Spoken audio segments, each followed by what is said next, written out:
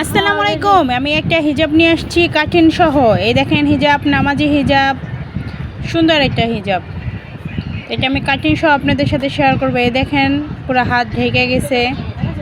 এটা 2.5 হাত পানার কাপড়, 2.5 গজ দিয়ে এত বড় একটা হিজাব বানানো হয়েছে, পুরো শরীর হয়ে গেছে। এই যে আমি এখন কাটিং করে নিব।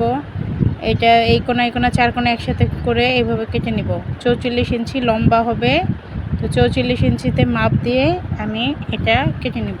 এখানে টুকরা কেটে নিব, এই যে কেটে নিলাম। এখানে জয়েন দিব। এই যে এখন থুতনির কাছেরটা কেটে নেব, মাথার অংশটুকু কেটে নেব। তো এখন আমি সেলাইয়ের কাজে লেগে পড়লাম। সুতা মুতা নিয়ে নিলাম। সর্বপ্রথম আমি নিচে যে জয়েন্ট লাগবে সেই জয়েন্টটার কাপড় জোড়া দিয়ে নিচে জয়েন্টটা করে নিব।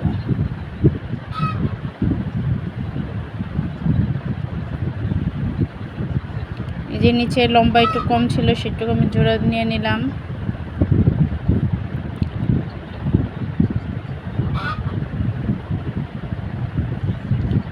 জোড়া দিয়ে আবার উপরে চাপ সেলাই দিতে হবে, চাপ সেলাই দিয়ে দিলাম। তো এখন আমি উপরের মাথার অংশের উপরে ক্যাপটা লাগিয়ে নেব। কপালের উপরে যে ক্যাপ থাকে হিজাবের, সেই ক্যাপটা লাগিয়ে নেব। এখন আমি চাপ সেলাই দিয়ে নেব।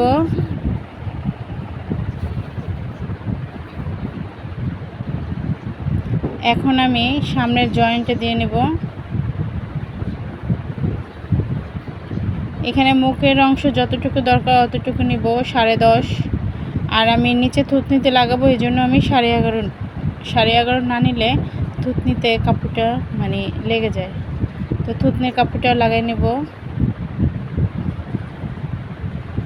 জয়েন্ট দেওয়া শেষ হলে এটার আমি আবার চাপ সেলাই দিয়ে নেব।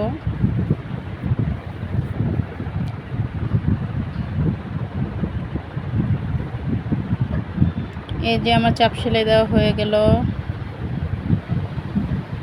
এখন আমি নিচের রাউন্ড শেপটা সেলাই করে নেব, নিচের অংশটা সেলাই করে নেব।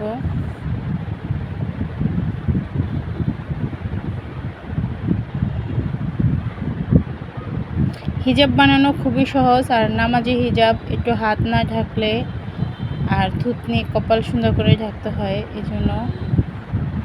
এ দেখেন কথা বলতে বলতে আমাদের সেলাই কাজ শেষ হয়ে গেল। এই যে আমাদের নামাজি হিজাব হয়েই গেল। নিচের অংশটুকু সেলাই প্রায় শেষ, এই যে হয়ে গেছে। তো আপনারা এইভাবে বানিয়ে নেবেন। কাপড়টা অবশ্যই 2.5 হাত পানার নেওয়ার চেষ্টা করবেন। 2.5 হাত পানার নিলে সুন্দর হয়, বড় হয়, 2.5 গজ কাপড়ে হয়ে যায়। আর 2 হাত পানার নিলে ছোট হয়। Tata, bye bye.